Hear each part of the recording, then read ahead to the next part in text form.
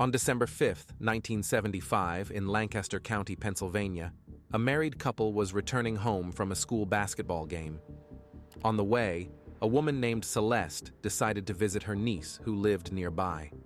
It was 8:30 p.m., so the girl was supposed to be home. The couple parked their car near the apartment complex. Celeste got out, leaving her husband to wait in the car. She only wanted to stop by for a moment to see her niece and make sure she was okay. But when she approached the apartment, she found the front door unlocked.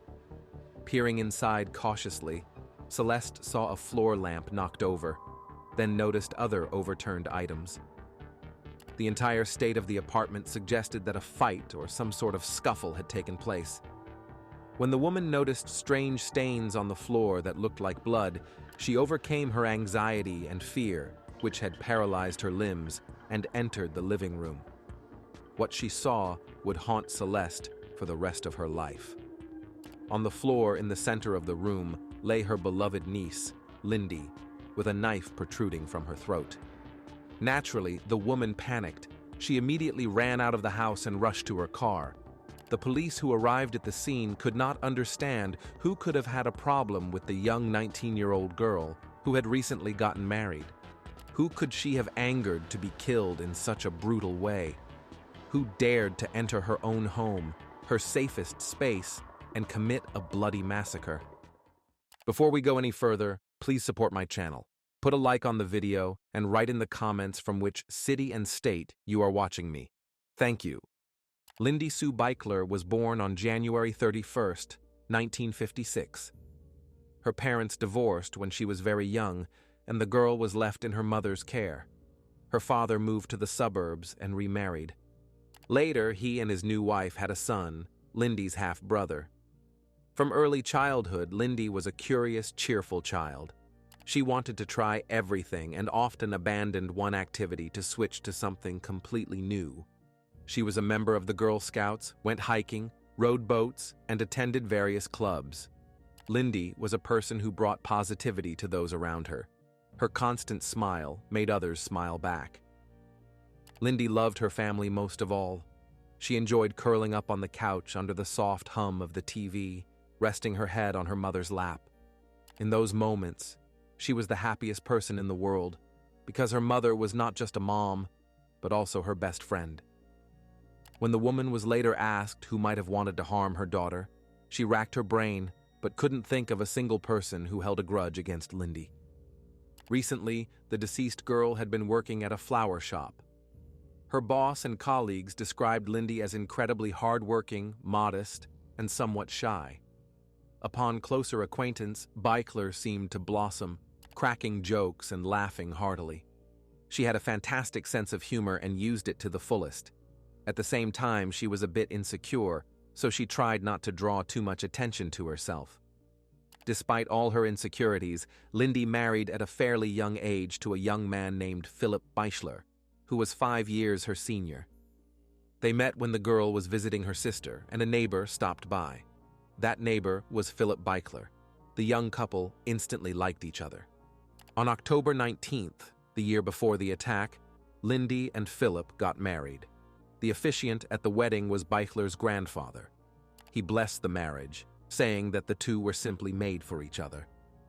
Philip worked part-time as an agent at a car rental company and was a student at Millersville State College, where he studied art. It seemed the young man was following in his parents' footsteps.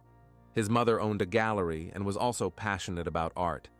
Lindy, as mentioned, worked at a flower shop. She started there before the shop even existed. She even helped with the renovations of the premises before the flower shop opened. Initially, Lindy worked as a secretary, but later began arranging floral compositions. She loved her new role. In the end, Lindy worked there for only a couple of months. She managed to create her first Christmas wreath before she was brutally killed in her own apartment. The girl was just 2 months shy of her 20th birthday. She had only recently tasted adult life and was starting to get used to the role of a married woman. Philip and Lindy loved each other and were quite happy in their small one-bedroom apartment. But for some reason, the girl was afraid to stay home alone. She didn't feel safe.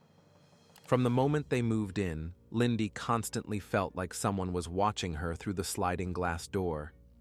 She didn't have anyone specific in mind. She was just scared to be alone in the apartment. The following month, in January, the young couple planned to move to another place. In the evenings, coming home from work a couple of hours earlier than her husband, Lindy would lock the doors and turn on all the lights. She listened to every little noise. Her loved ones said Beichler was afraid of her own shadow. But now, in light of what happened, it seemed as if she had a premonition of her impending death. During the crime scene investigation, the police discovered that the victim had been stabbed a total of 19 times. The attack was carried out with 2 different knives. One knife, the perpetrator apparently brought with them, as it was never found. The other knife was taken from Lindy's kitchen. It was this knife that was protruding from the girl's neck when her Aunt Celeste found her. The victim's body had 11 wounds to the chest and upper abdomen, 5 to the back, and 3 to the neck. One stab pierced the carotid artery, which ultimately led to her death from blood loss. Based on the defensive wounds on the victim's hands, experts concluded that Lindy fought back with all her strength and struggled for her life until the very end. The entire apartment was literally trashed, with blood everywhere. Likely, after finishing her shift at the flower shop, Lindy stopped for groceries, as the bags of food were still sitting on the kitchen table. She didn't even have time to unpack them, meaning the attack happened right after she returned home. Several pieces of evidence were found at the crime scene. A shoe print, approximately size 10 or 11, was left on the kitchen floor. Based on the assumption that the shoe print belonged to the attacker, it was likely a strong, sturdy man. The second piece of evidence related to a possible motive. Even though Lindy was fully clothed when found, detectives suspected she had been assaulted. Indeed, traces of seminal fluid were found on her underwear, from which the perpetrator's DNA could be extracted. However, in 1975, experts could only do a limited number of things with this evidence, such as determining the attacker's blood type and comparing it to a suspect's. But first, they needed to find a suspect. Unfortunately, that was where the evidence ended. The police didn't even have the perpetrator's fingerprints because the handle of the knife protruding from Lindy's throat was wrapped in a kitchen towel. The news of the girl's tragic death shocked her family. Lindy's parents were inconsolable. They had given their daughter away in marriage and were expecting grandchildren, not planning her funeral. Relatives called Philip at work and told him he needed to return home immediately because something had happened to Lindy. As the man rushed to the apartment, he imagined the worst scenarios. But he could never have imagined that his beloved wife had been brutally killed. The police didn't let Philip inside, and he couldn't understand what had happened. They kept him in the hallway until he finally heard that Lindy was dead. Seeing how pale the man became, medics gave him a sedative, and the police took him to his mother's house. For about 4 days, Philip was in a fog. He didn't know whether it was day or night or how much time had passed since the horrific tragedy. He had to sit and wait for answers that the police were trying to find. Investigators determined that Lindy had gone to work at the flower shop in a good mood. Detectives interviewed her colleagues and employer. None of them noticed anything unusual in the girl's behavior. Beichler didn't seem anxious or scared. That day, no dissatisfied customers or anyone else came into the shop. Everything was fine. It was a completely ordinary day. Lindy excitedly told her colleagues about the Christmas gift she had prepared for her husband. She was worried about whether the ceramic brush holder she had made with her own hands would please Phil. She also boasted that her husband would give her a puppy because she had always wanted a dog. This was why the couple planned to move to a larger apartment and set up an art studio there. In general, Lindy was preoccupied with everyday matters, and there was nothing remarkable about that day. In the evening, the girl calmly got into her car, waved to her colleagues, and drove toward home. No one knew that evening would be the last of her life. After work, around 5:30 p.m., Bakler headed to the car dealership where her husband, Philip, worked. That day, he received his paycheck. Lindy took the check, cashed it at the bank, and then went to a local grocery store where she bought groceries. All her purchases fit into 4 bags. Then the girl headed home. She parked the car in the parking lot and began unloading the groceries. Judging by the number of bags, she likely had to make 2 trips. Most likely, it was at that moment that someone entered her apartment and attacked her as soon as Lindy set the bags on the kitchen table. Detectives concluded this because there were no signs of a break-in, and Beischler was not the type of woman who would let a stranger into her home.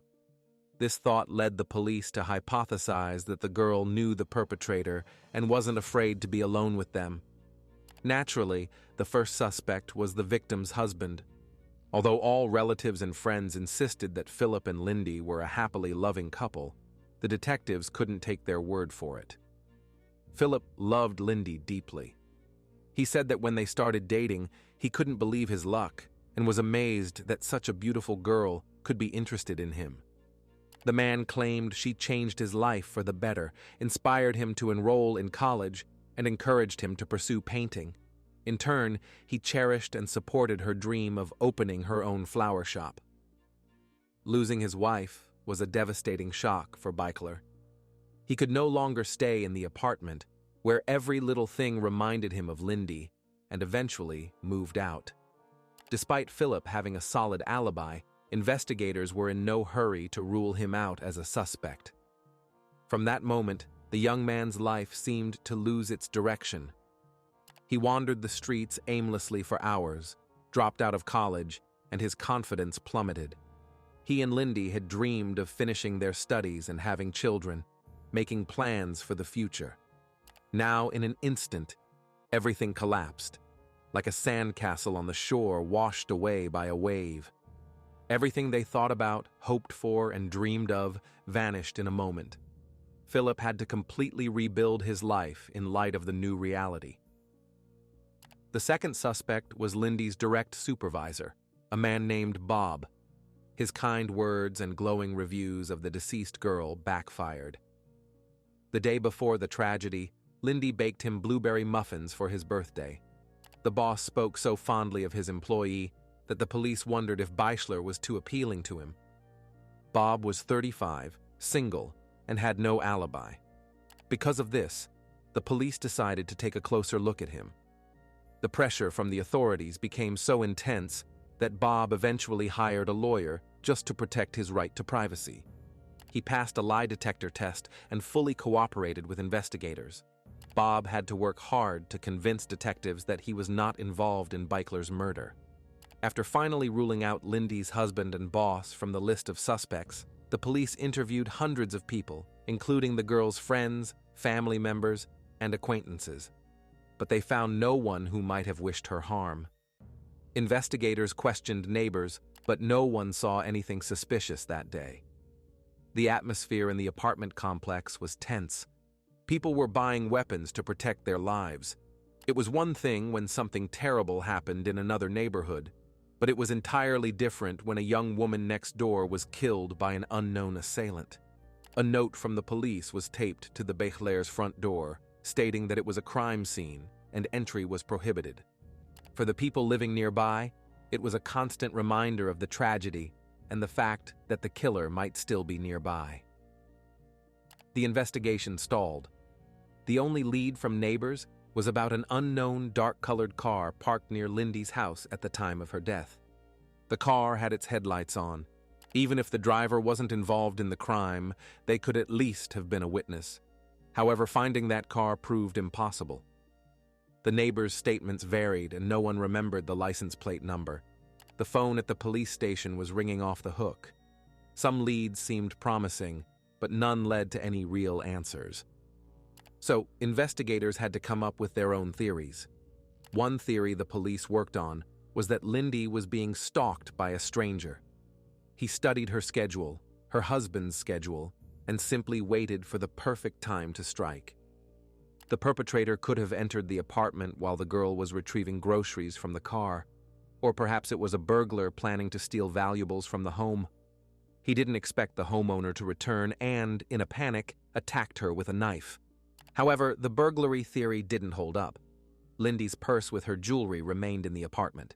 The sexual assault the victim endured also didn't fit the profile of a burglar. Finally, the police found a person of interest. It was an 18-year-old guy who was eventually arrested. His name was Mark, and he was a true monster. He already had 4 victims to his name. The guy attacked women, tied them up with their own clothes, and stabbed them with a screwdriver. When one of the victims tried to escape, he chased her in a car and tried to run her over. The area where this guy committed his crimes and the timing led the police to believe he was involved in the attack on Lindy.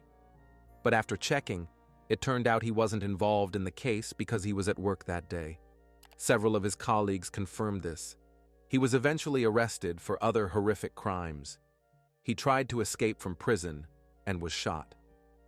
In March 1976, the police had another suspect when a 43-year-old woman named Mary Shing was stabbed to death in her own home in the same Lancaster County where Lindy lived. Mary worked as a secretary at a firm. She suffered from multiple sclerosis and had some coordination issues.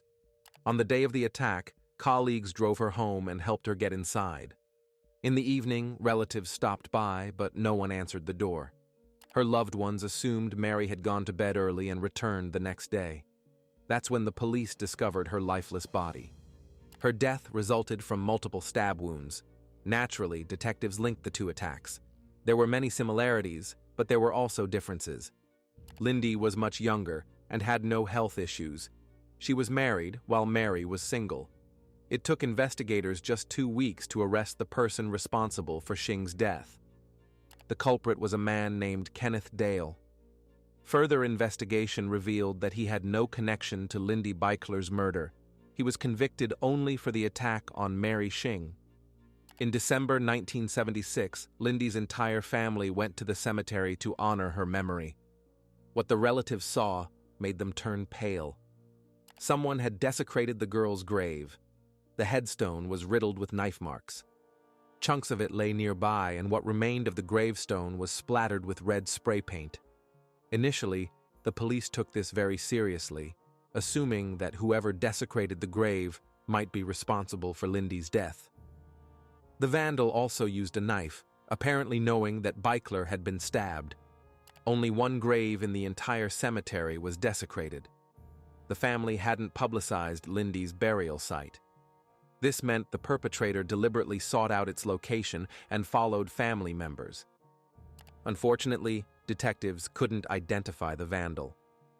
A month later, a letter addressed directly to the police chief arrived at the station. It was written in 2 different handwritings. The author of the letter confessed to desecrating Lindy's grave. He had struck the headstone just as the vandal had stabbed the girl's body a year earlier.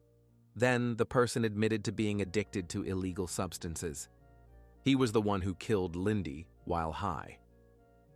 The letter's author gave the police some clues to try to identify him. According to his confession, a few years earlier, he had lived in the West End suburb of Lancaster. He was a tall, heavy-set, and handsome man. He was capable of taking lives again without even realizing it. The author was well-educated and had a decent job, but loneliness drove him crazy. He had started using illegal drugs again and could commit another crime. He begged the police chief to catch him quickly because he was on the edge. The man set conditions. If his letter was published in Lancaster's Friday evening newspaper, he might confess. He would also need a priest to confess his sins. The next part was written in a different handwriting. The second person was a woman named Janice, as she introduced herself.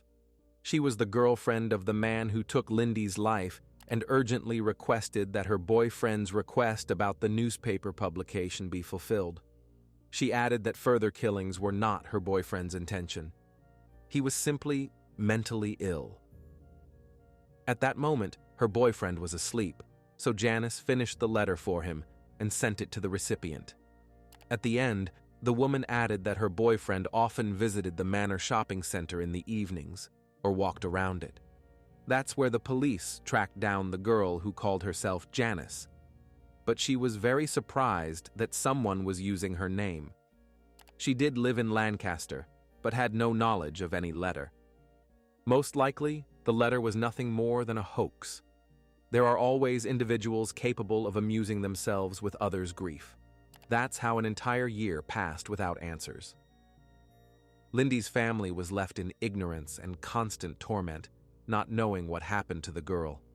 Lindy's husband, Philip, was only able to speak relatively calmly about her death a year later and gave his first interview. The hardest thing for him was that his wife was killed in their own apartment, a place where she was supposed to be completely safe. Bachelor was convinced that whoever the killer was, Lindy knew him. She would never have left the door unlocked, even if she went to the car for groceries, and she wouldn't have let a stranger into the apartment, even if Congress passed a law requiring it. Philip didn't blame the police for the lack of answers. He only remarked that early in the investigation, they spent a lot of effort on him. The authorities' official response to this interview was that the case was suspended due to a lack of real leads. If no additional information emerged soon, they would be forced to close it without getting to the bottom of it. Unfortunately, no information came. Years and decades passed before the police finally discovered who took the life of the innocent young woman. Over those years, detectives investigated hundreds of people somehow connected to Lindy's life. They checked the man her mother was dating, identified regular customers of the flower shop, and even tried to link the crime to known serial killers operating in Pennsylvania at the time. In a desperate attempt to get to the truth, detectives even turned to psychics. However, the case of Lindy Beichler's death remained unsolved. At one point, investigators considered the possibility that the girl might have been a victim of the Zodiac. The Zodiac was a serial killer who terrorized Northern California from the late 1960s to the early 1970s. By his own claims, the Zodiac had 37 victims. The reason the notorious criminal was linked to the Beichler case was that after one of his attacks, the Zodiac sent a series of taunting letters to local newspapers. Detectives explored parallels between those letters and the message from the stranger who reported the killing of Lindy. Ultimately, the police contacted California authorities handling the Zodiac case and reached out to the FBI so a handwriting expert could create a profile of the perpetrator. According to the expert, the letter was indeed written by one person who simply altered the slant of the writing. The author had clear issues with anger and lost complete control over their life after committing the crime, assuming they were the one who stabbed Lindy. The suspect was obsessively devoted to either their job, family, or religion. The purpose of the letter was to distract the police from the investigation. The FBI expert also noted that the letter's author was left-handed and likely struggled with their sexual identity. It was possible that they were actually a woman, as few men would describe themselves as handsome. Experts weren't certain this person committed the murder, but they could have been a witness or even the orchestrator of the bloody crime. To great disappointment, identifying the letter's author at that time was impossible, as the letter was never published, and all information about it was kept confidential. 25 years after Lindy's tragic death, the lead detective retired. The Beichler case became one of the oldest unsolved cases in Lancaster County. In 2006, the investigation into Lindy's death was handed over to a special society in Pennsylvania that studied old unsolved cases with fresh perspectives and new technologies. Even they couldn't make progress. Meanwhile, Mike, Lindy's half-brother, met a man named Vince. They were united by the same problem. Vince had a sister, Christy Marak, who was killed by an unknown perpetrator in 1992. Like Lindy's case, there was no progress in Christy's case. The investigation had also hit a dead end. The men who lost their sisters in the same county joined forces and placed photos of the two victims on a large billboard with the words, "You know who took our lives." It was a good way to keep the girls' names and information about them in the public eye, as the advertisement drew media attention and the cases were back in the spotlight. It took a long time before Christy Marak's death was solved using a preserved DNA sample found at the crime scene. Through a very labor-intensive process, detectives were able to identify the perpetrator through relatives, arrest him, and convict him. It turned out to be a local DJ who worked near the young woman's apartment. Decades after his wife's death, Philip Beischler learned about the DNA analysis methods used to convict the perpetrator in Christy Marak's case, and decided the same could be applied to Lindy's case. However, the evidence had been stored for decades, and its condition left much to be desired. In 2019, the police used the method to analyze DNA from the Beischler crime scene and created a composite sketch of the potential perpetrator. Based on the DNA, a computer program generated two portraits. One showed what the person likely looked like at the time of the attack on Lindy, and the other depicted them at age 65. It wasn't an exact replica of the perpetrator, but provided insight into their hair color, skin tone, eye shape, and possible distinctive features. Investigators could now confidently say the person had fair skin, brown eyes, and dark hair. Finding them was still a challenge. The DNA sample was sent to a prominent American genetic genealogist, C.C. Moore.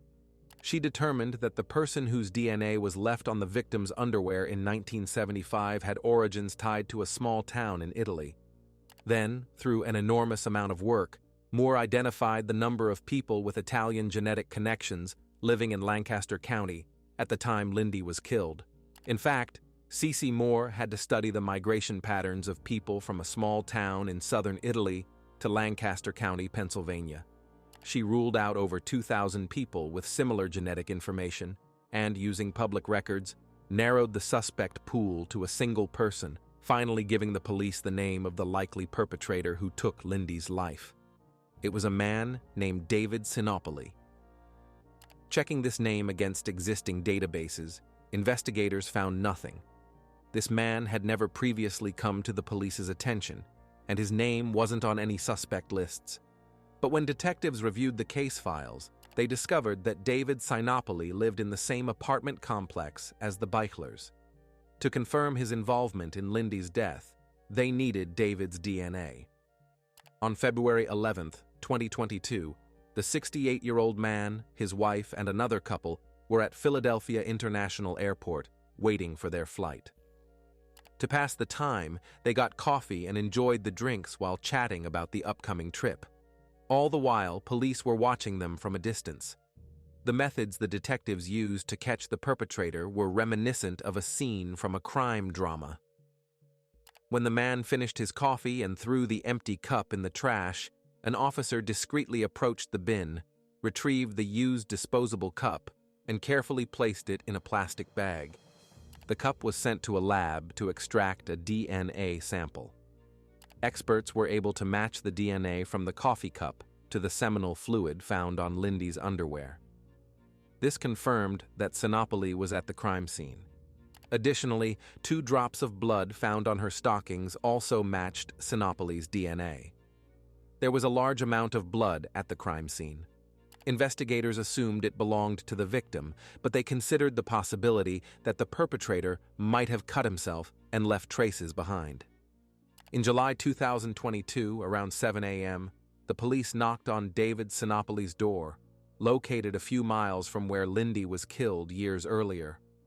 He offered no resistance during the arrest, but his wife, with whom he had lived for 36 years, was completely bewildered. They had 3 children and 9 grandchildren. None of them had any idea they had been living with a criminal and murderer all this time. After the murder of the innocent 19-year-old Lindy Beichlers, this man lived peacefully for nearly 47 years. He never told anyone what he had done and was certain he would remain unpunished. After Sinopoli's arrest, Lindy's family could seemingly celebrate this event. However, many family members didn't live to see justice served. Lindy's father passed away in 2000, followed by her mother in 2007. Her husband, Philip Beischler, was still alive. He had remarried around 1990, though initially he hadn't planned to. He said he wanted to live up to Lindy's expectations for him, finish college, attend graduate school, and become an artist, which he did. Philip didn't want to start new, serious relationships for a long time, but he realized it would lead to a lonely existence. At some point, he shed the burden of the tragedy and was finally able to move forward. The day after David Sinopoli's arrest, the police department held a press conference and announced to the public that the case of Lindy Sue Beichler's murder could be considered closed. People who knew and loved David believed there was some mix-up and refused to believe in his involvement until the end. About 18 years earlier, Sinopoli had received probation after being caught peeping at a naked woman in a beauty salon run by his wife. Sinopoli was the only employee there and had been watching a client while she was tanning in a solarium. He had no criminal record, and colleagues described him as a perfectly ordinary person. In reality, this man evaded punishment for his crime for nearly half a century. It's bitter and painful to realize that after taking a young woman's future, he continued to live as if nothing had happened. Years passed, but the police never forgot about this case and never stopped trying to solve it. And in the end, justice caught up with the villain. David Sinopoli was held in custody without bail. At first, he categorically denied any involvement in Beichler's death. But as the trial approached, he changed his stance and accepted a plea deal. On October 19, 2023, 48 years after the crime, David Sinopoli pleaded guilty to third-degree murder, aggravated assault, and burglary. He was sentenced to 25 to 50 years in prison. The judge stated in his remarks that given the defendant's age, this was essentially a life sentence. Sinopoli never discussed with anyone the reasons why he took the life of a young woman, brutally stabbing her 19 times and then violating her body, only to satisfy his own selfish desires. Lindy and David lived in the same apartment complex and were neighbors. There is no evidence that they ever interacted before, so the true motives of the crime remain an unsolved mystery, even for the police. Perhaps the girl appealed to him greatly, and at some point David couldn't restrain his secret desires. Animal instinct prevailed, which is why David is now behind bars. If you have finished watching, you are a real fan of true crime. Subscribe to the channel, turn on the bell notifications, and put the like. See you in the next video. In the heart of Islamabad, on what should have been a joyful 17th birthday, a rising TikTok star's life was cut short in a crime that shocked the nation. Sana Yusuf, a student and cultural icon to thousands, was gunned down in her own home, allegedly by someone she barely knew. But who was this girl beyond the viral videos, and how did admiration turn into obsession, then murder? What follows is a chilling account of fame, rejection, and a justice system racing against public outrage. Stay with us, because the real story is just beginning.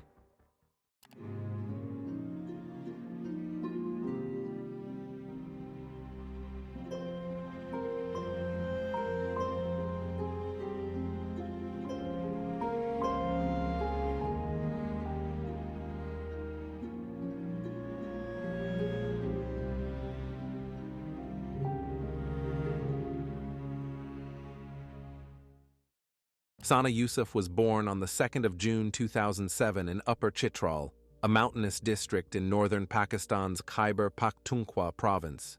She later moved to Islamabad, where she pursued her education and lived with her maternal aunt. At just 17 years old, Sana had already gained significant recognition on social media. As a TikTok and Instagram influencer, she built a platform centered around the celebration of Chitrali culture and the promotion of education, particularly for girls.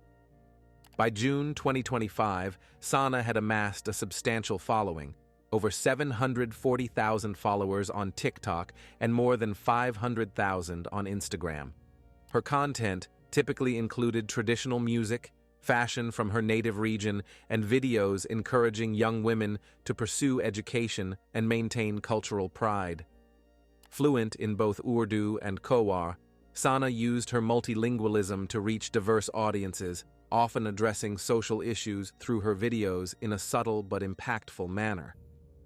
Friends and followers described her as intelligent, ambitious, and deeply connected to her roots. Her online presence was notable not for controversy, but for its focus on heritage and empowerment. Her final TikTok post, uploaded shortly before her death, was a birthday montage celebrating her turning 17. It featured photos of her in traditional dress, accompanied by uplifting music and captions.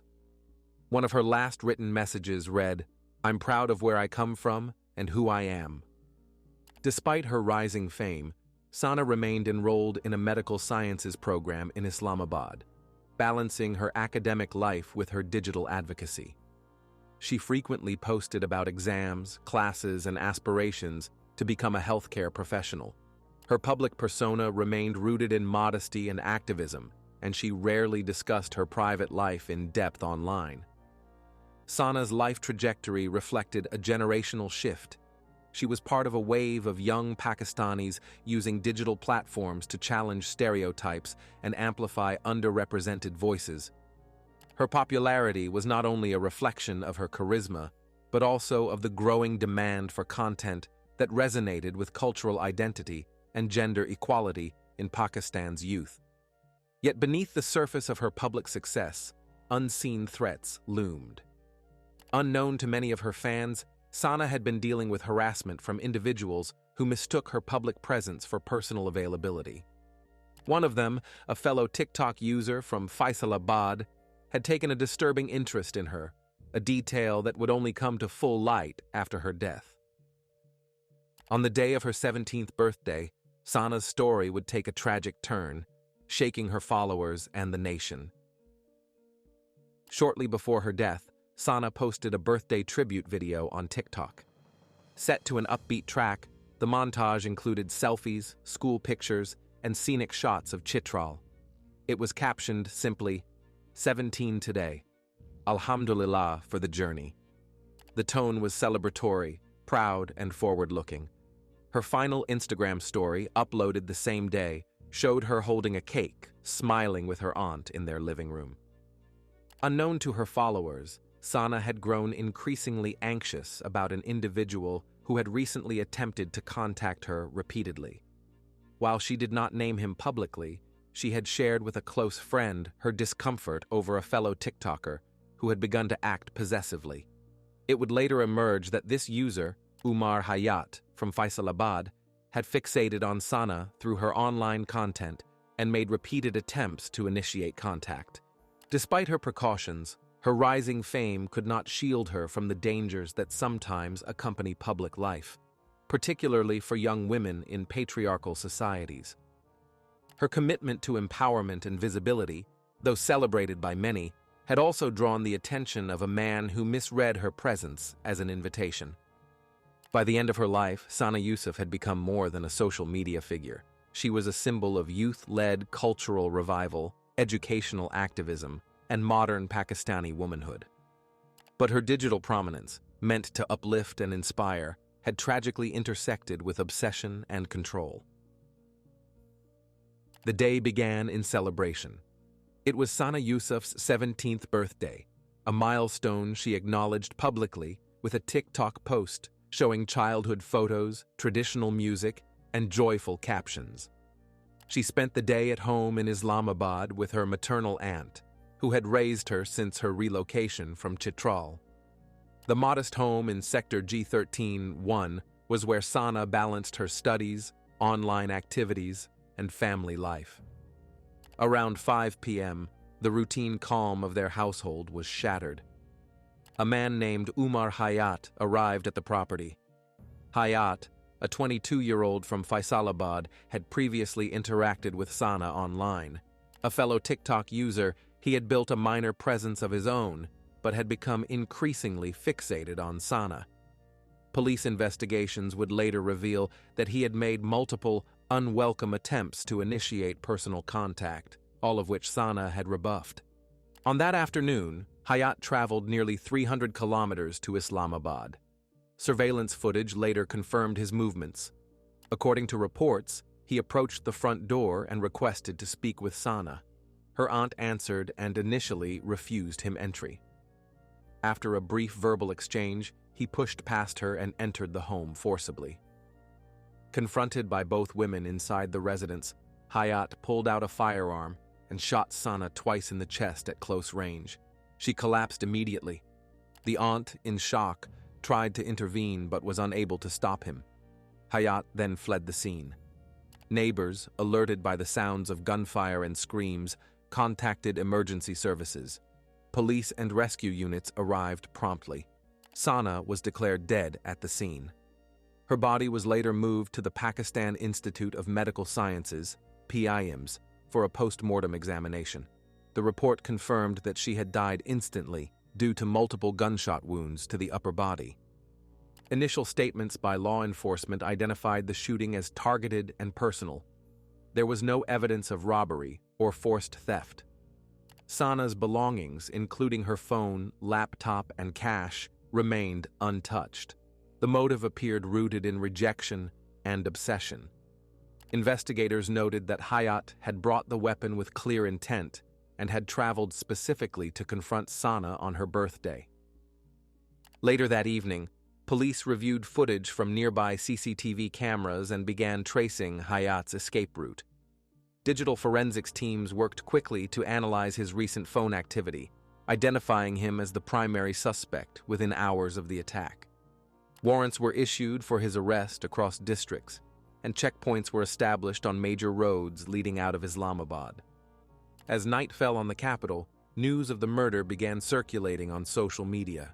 Fans, unaware of the circumstances, initially thought it was a hoax, but confirmation from family members and police statements turned shock into mourning.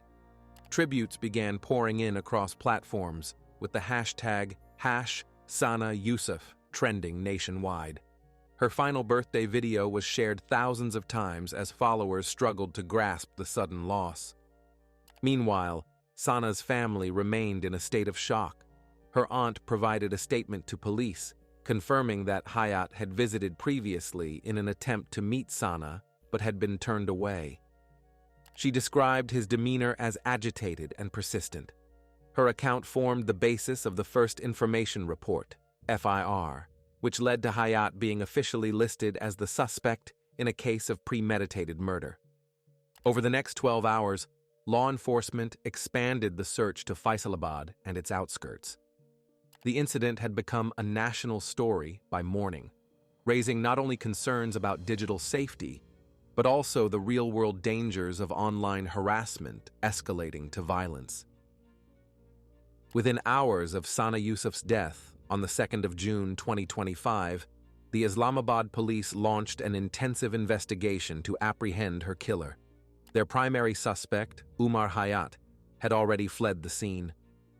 Armed with eyewitness testimony from Sana's aunt, forensic evidence from the crime scene, and digital footprints, authorities began a rapid manhunt that would span 2 cities and over 300 kilometers. Investigators recovered 2 crucial sources of evidence early in the case: CCTV footage from nearby surveillance cameras and cell phone data. The security footage confirmed Hayat's arrival at Sana's home in Sector G13-1 at around 5 p.m. It also captured his subsequent departure on foot, shortly after the gunshots were reported. Forensic teams at the scene matched shell casings to a 9mm pistol. Witness statements and the absence of stolen items reinforced the conclusion that the killing was deliberate and personal. Cellular triangulation provided the next major lead. Police traced Hayat's phone activity and movement patterns before and after the murder. His device had remained active briefly after the incident, pinging off towers in Islamabad before disappearing. The data trail re-emerged later that night in the Faisalabad region, suggesting he had returned home or sought refuge there. Using this information, police teams from Islamabad coordinated with counterparts in Punjab province to track him. Intelligence units monitored bus terminals, toll plazas, and fuel stations along major highways. They identified his likely direction of travel and worked overnight to pinpoint his location. By the afternoon of the 3rd of June 2025, law enforcement officers located Hayat in Faisalabad. He was arrested during a targeted raid on a residence reportedly belonging to a relative. The operation was executed without resistance. Inside the house, police recovered a mobile phone, clothing matching CCTV footage, and a handgun believed to be the murder weapon. Ballistic tests would later confirm the match. At a press briefing held that evening, Islamabad Inspector General of Police Syed Ali Nasir Rizvi described the killing as gruesome and cold-blooded. He noted that Sana's rejection of Hayat's advances had been a source of growing frustration for the suspect, culminating in the premeditated act. He traveled all the way to Islamabad with a weapon, Rizvi said. He forced his way into the house, confronted her, and killed her because she refused him. Investigators confirmed that Hayat had contacted Sana multiple times via social media and messaging apps. These attempts were one-sided and unreciprocated. Screenshots from his account revealed obsessive messages and expressions of entitlement masked as affection. Sana had previously blocked him, according to her friends. Yet Hayat had continued to follow her public activity. Hayat's arrest was met with a wave of public response. Online users expressed a mix of relief and outrage. Many demanded justice be delivered swiftly. Civil society groups and women's rights organizations called for broader reforms to protect public figures, particularly women, from stalking and harassment. The police, under pressure to maintain public trust, promised a thorough and expedited legal process. The weapon, a black 9mm pistol, was sent for forensic analysis. The suspect's digital devices were seized for examination, including his search history and online behavior.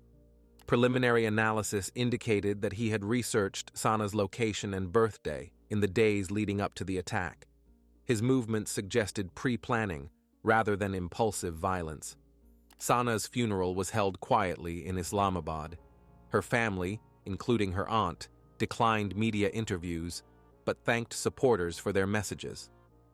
A small crowd of mourners, including classmates and local activists, attended the service. Tributes were left at her home. Flowers, candles, and printed photos from her social media accounts. The arrest of Umar Hayat closed one chapter in the investigation, but many questions remained. The legal process was now underway, with court proceedings to follow. Yet the swift resolution of the manhunt was seen by many as a rare instance of efficiency in a system often criticized for delays and negligence. Following his arrest on the 3rd of June 2025, Umar Hayat was transported from Faisalabad to Islamabad under tight security. He was presented before a magistrate on the 4th of June at an Islamabad district court. Wearing a face covering and flanked by police officers, Hayat remained silent during the brief session. The court proceedings marked the beginning of what was expected to be a closely monitored and high-profile legal case.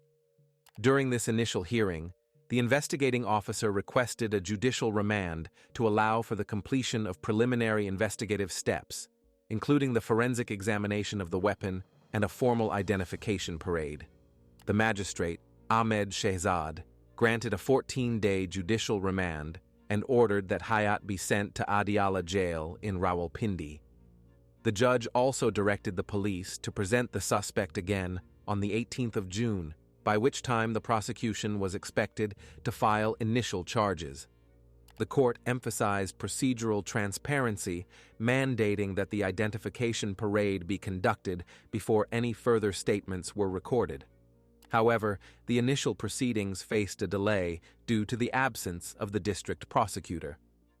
The magistrate expressed concern over the disruption and instructed that the prosecutor be present for the next hearing, warning that further delays would not be tolerated. The suspect was placed in solitary confinement at Adiala jail, a standard measure for high-profile detainees. Authorities confirmed that Hayat was being monitored for his own safety, citing the public outrage surrounding the case. Meanwhile, forensic teams completed ballistic testing, which confirmed that the weapon found in Hayat's possession matched the casings recovered at the crime scene. His fingerprints were also found on the firearm.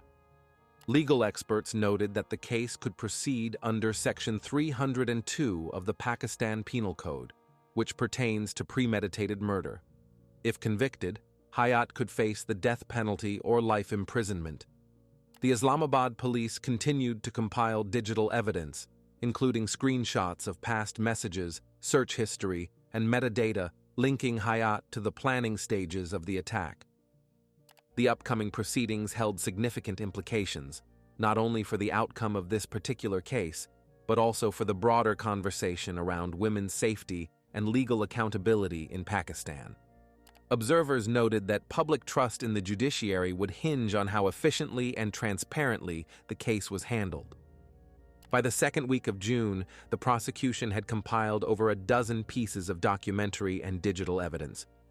While the formal indictment was pending, the groundwork was clearly being laid for a case that would test the limits of legal responsiveness to gendered violence in the digital age. The next court hearing is scheduled for June 18th, when formal charges are expected to be brought and key evidence presented.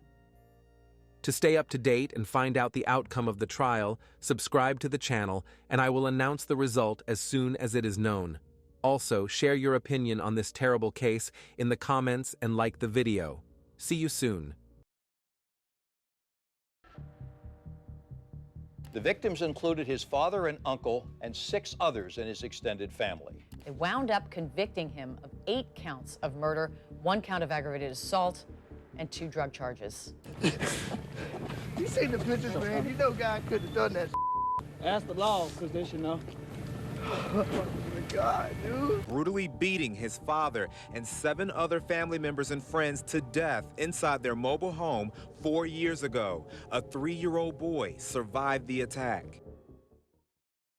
The sun had barely risen on August 29, 2009, when Glynn County Police Dispatcher Lisa Vizena picked up an emergency call at exactly 8:15 a.m. The voice on the other end was frantic, breathless, and breaking under the strain of panic. "My whole family is dead!" screamed Guy Heinze Jr. "They've been beaten to death!" Deputies arrived swiftly at the New Hope Mobile Home Park, a modest cluster of trailers on the outskirts of Brunswick, Georgia. As officers approached Lot 147, a grim silence filled the air, broken only by distant sobbing. Inside, a nightmare awaited, one that would soon shock the community and earn the grim title, the worst massacre in Georgia's history. Stepping cautiously through the trailer door, officers encountered a scene so gruesome it would haunt them forever. Bodies lay sprawled throughout the cramped residence, each beaten beyond recognition. Blood-splattered walls, furniture, and floors, creating an overwhelming, chaotic tapestry of violence. 7 people were already dead. Among them were 44-year-old Russell Toller Sr., a protective father figure known for his loyalty, his children, Russell Jr., just 20, and Michelle, only 15, her dreams and laughter forever silenced. Nearby lay Chrissy Toller, a young mother of 22, whose small child miraculously survived, hidden among the wreckage. Guy Heinze Sr., a close friend to the Tollers, was also lifeless, his past struggles now meaningless in the face of such brutality. Beside him was Brenda Gale Falligan, 49, a steadfast family friend, and Joseph West, 30, whose frequent presence made him practically family. Tragically, another victim, 19-year-old Michael Toller, clung desperately to life. Born with Down syndrome, Michael was a bright presence whose joyous spirit had warmed the hearts of everyone around him. Yet, even he wouldn't survive the next day, adding one more name to the list of victims. Amid the chaos, officers turned their attention to Guy Heinze Jr., who remained inconsolable outside. His demeanor was raw and distraught, but soon, troubling questions began to arise. Could the caller, who seemed genuinely horrified, also be the perpetrator? Was his panic genuine, or an elaborate mask? Within hours, investigators found themselves at a disturbing crossroads. A horrifying crime had shattered a community, but the journey to uncover the truth had only just begun. The cramped trailer at Lot 147 in New Hope Mobile Home Park had never been luxurious, but it was home, lively, cluttered, and filled with voices.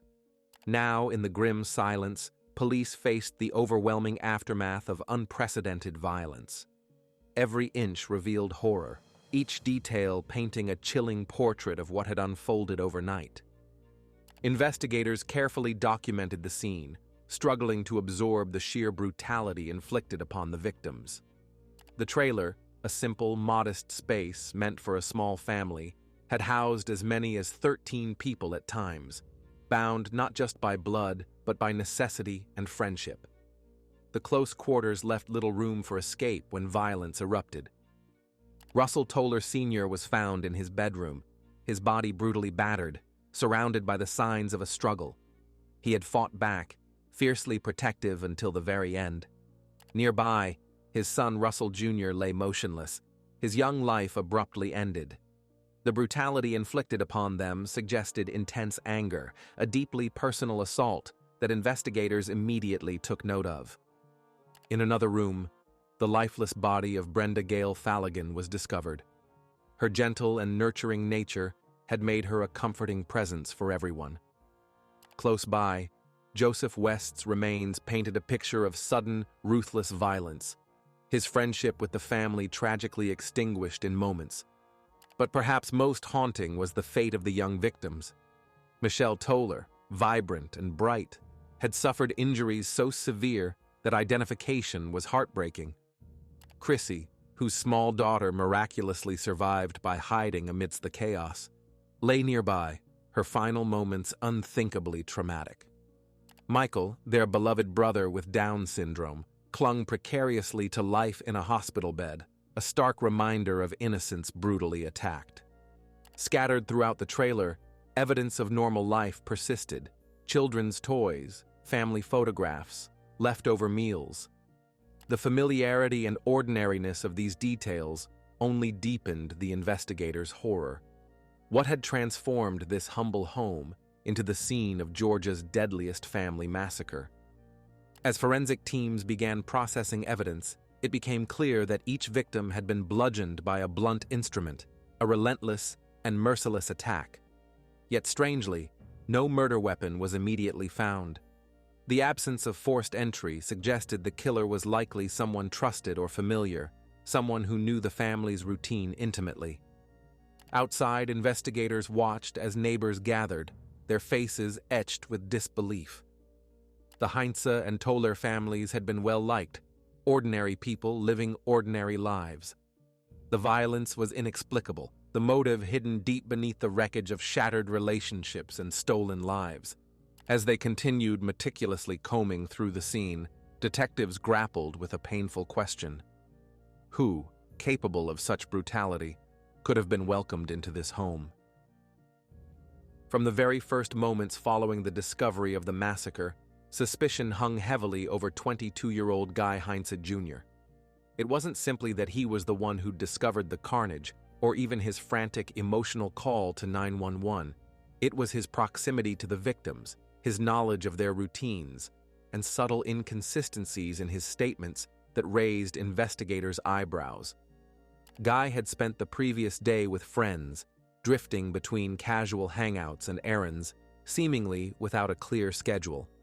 He claimed that the evening before discovering the murders, he'd visited a friend named Zach, shared some drinks, and then returned briefly to the family trailer. Nothing unusual happened, he insisted, painting a picture of normality amidst tragedy. Yet, when pressed further, small contradictions appeared. Friends reported Guy had spoken openly about his strained relationship with his father, Guy Heinous Sr., hinting at deeper tensions than initially revealed. Though investigators had yet to piece together a clear motive, these subtle details cast shadows over Guy's credibility. Additionally, forensic analysis soon complicated matters. Blood and physical evidence suggested a brutal, sustained attack carried out by someone intimately familiar with the trailer's layout. Detectives noted that the heinous nature of the killings implied rage or deep resentment, emotions more commonly linked to personal grudges than random acts of violence. Even Guy's demeanor sparked suspicion. His initial emotional outbursts gave way to shifting explanations and a hesitancy under questioning. Police wondered aloud, Could grief and shock alone account for these discrepancies, or was something darker at play?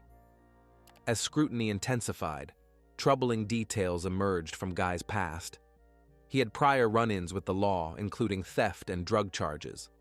Though these offenses were minor compared to murder, they painted him as a troubled young man whose impulsive decisions sometimes led to reckless outcomes. Guy himself seemed increasingly aware of the mounting suspicion, yet steadfastly maintained his innocence, adamant that his family had meant everything to him. "Why would I hurt them?" he pleaded, his voice tinged with desperation. Investigators faced a disturbing dilemma. Was this grieving young man truly a killer, hiding guilt beneath tears and confusion? Or was he simply an easy target, a convenient suspect whose chaotic lifestyle had inadvertently made him vulnerable? As evidence piled up, the pressure grew immense, both on Guy Heinze Jr. and on the detectives tasked with untangling the truth from suspicion. But one thing remained certain: they were determined to find justice wherever the evidence might lead them. News of the massacre spread quickly throughout Brunswick, Georgia, shaking the quiet community to its core. Nothing of this magnitude had ever occurred here, in this place of humble living, where trailers lined quiet roads and neighbors knew each other's routines and faces by heart. Overnight, the friendly town became wrapped in a heavy veil of disbelief and horror. Friends, neighbors, and strangers alike gathered near Lot 147, staring in stunned silence as police tape fluttered around the crime scene. They whispered the victims' names: Russell Sr., Guy Sr., Chrissy, Brenda, with tears streaming and eyes filled with unanswered questions. How could something this horrific occur in a place known only for tight-knit relationships and quiet struggles? At Glynn Academy, where young Michelle Toller had been a bright, hopeful student, grief counselors comforted classmates struggling to accept that their friend would never return. Teachers spoke softly about her gentle laughter and kindness. Unable to comprehend her tragic fate, her empty desk stood as a stark reminder of stolen innocence and shattered dreams. Local businesses placed signs in windows, messages of sorrow and unity displayed plainly for all to see. Town leaders addressed frightened residents at community meetings, urging calm, even as fear began to seep into daily routines. Parents kept their children close, doors remained locked tightly, and sleepless nights became commonplace. Amid the sadness, anger simmered beneath the surface. How could anyone be capable of such cruelty? Friends who knew the victims closely spoke about their struggles openly, about how they lived modestly, always helping one another, sharing the burdens of everyday life. These were not strangers. They were faces everyone recognized and respected. Yet beneath this communal grief lay an undercurrent of unease. Neighbors whispered quietly about Guy Heinze Jr., unable to fully dismiss the possibility that someone so close might be responsible. Many knew of his struggles and tensions within his family. Though no one wanted to believe he was capable of murder, doubt lingered quietly, unspoken, yet unmistakably present. The community waited anxiously, desperate for answers as investigators tirelessly searched for clues. Each passing day intensified the need for resolution, for something, anything, that might restore a sense of safety and justice to Brunswick. And as residents struggled to reconcile their fear with the reality of the massacre, they collectively wondered, would they ever feel safe again? Investigators wrestled with an agonizing question: why? Days after the massacre, detectives still had no clear explanation for the carnage that devastated the Heinze and Toller families. Brunswick demanded answers, but the deeper authorities dug into the victims' lives, the more complex the puzzle became. Living conditions inside the overcrowded trailer quickly emerged as a focus. Up to 13 people had sometimes crammed into the small, worn-down space, tensions inevitably flaring amid close quarters and financial strain. Could simmering resentments or long-standing arguments have erupted into deadly violence? Friends and relatives admitted the family had faced significant struggles. Guy Heinze Sr. had battled substance abuse and legal troubles, and while he loved his son, their relationship was known to be strained. Investigators pondered whether buried tensions could have ignited this tragedy, leaving a catastrophic aftermath behind. Then there was the matter of money. Detectives uncovered reports of minor thefts and financial disputes within the household. Guy Jr. himself was known to have money problems, a pattern that troubled police. Could desperation over debts or disputes about money lead to such extreme violence? But investigators also noted a startling lack of definitive evidence for any clear financial motive. Despite their difficulties, the family members generally supported one another emotionally and materially, sharing food and resources freely. They struggled together rather than apart, suggesting financial disagreements alone might not explain the viciousness of the murders. Another avenue police explored was the possibility of drug-related motives. Some neighbors spoke hesitantly about occasional drug activity around the trailer park, suggesting outsiders or local dealers might have had reasons to harm the family. Could this tragedy have been a message, punishment for debts unpaid or alliances broken? However, investigators quickly dismissed a drug cartel or outsider scenario due to the intimate brutality of the killings. Such savage attacks, carried out personally and violently, suggested deep-seated personal rage, not impersonal business. Whoever committed these murders knew the victims intimately, understanding their vulnerabilities, schedules, and even their sleeping arrangements. Still, without concrete evidence or confession, detectives could only speculate, combing through each victim's past and meticulously interviewing acquaintances, friends, and surviving relatives. They had no choice but to keep searching, digging deeper into the lives of those lost and those who remained behind, hoping the truth might finally surface. As each day passed, Brunswick awaited justice. Without understanding why, the trauma inflicted remained unbearable. The police knew they couldn't rest until the motive, no matter how deeply hidden, was finally uncovered. As investigators worked tirelessly to unravel the mystery, crucial forensic evidence slowly surfaced. Officers combed meticulously through the blood-soaked trailer, inch by inch, collecting hair, fibers, blood samples, and fingerprints. Each piece of evidence was critical, potentially leading directly to the killer. Early in the investigation, detectives uncovered troubling details. A pair of shorts belonging to Guy Heinous Jr. was discovered, with traces of blood matching some of the victims. His shoes also showed minute bloodstains, nearly invisible to the naked eye but unmistakably linking him to the scene. These findings pushed suspicion toward certainty, strengthening the growing case against Heinous. Police also noted something peculiar. Despite the horrific violence, the trailer showed no clear signs of forced entry, indicating the killer likely had free access. Guy Jr. admitted he had returned to the home briefly that night, adding another troubling layer to his already shaky account. Furthermore, investigators discovered a chilling revelation. Shortly after the murders, Heinous had been observed discarding items in a dumpster, a suspicious act he struggled to justify convincingly. Authorities retrieved these objects and discovered among them clothing stained with blood, further implicating Guy Jr. Yet Heinous remained defiant, insisting he was innocent, claiming the bloodstains resulted from his desperate attempt to save his family. He maintained that when he found the victims, he frantically checked for signs of life, inadvertently contaminating himself with blood and evidence. The community was deeply divided. Some residents found it difficult to accept that Guy Jr., visibly distraught and devastated, could commit such a horrifying act against his own family. Others pointed to the overwhelming forensic evidence, growing increasingly convinced he was responsible. On September 4, 2009, the Glynn County Police finally felt they had enough evidence to act decisively.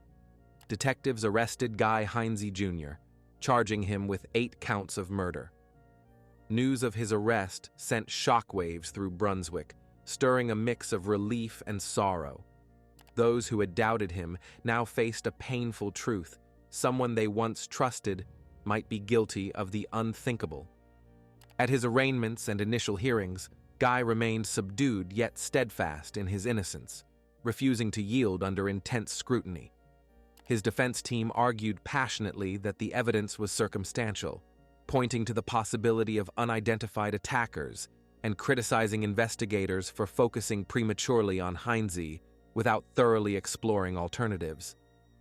Yet prosecutors remained confident, presenting compelling evidence piece by piece, steadily building a narrative of a disturbed young man whose anger or desperation had spiraled tragically out of control. As Brunswick anxiously awaited trial, the community wrestled with a daunting reality. Guy Heinze Jr., a son and friend, now stood accused of the darkest betrayal imaginable, his innocence or guilt poised precariously on the edge of justice.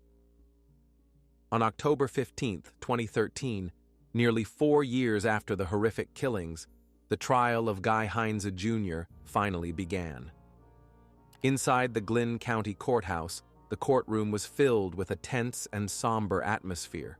Family members, survivors, and curious spectators gathered, desperate for clarity, answers, and above all, justice. From the outset, prosecutors painted Guy Heinze Jr. as a troubled young man whose anger and frustration had culminated in brutal violence.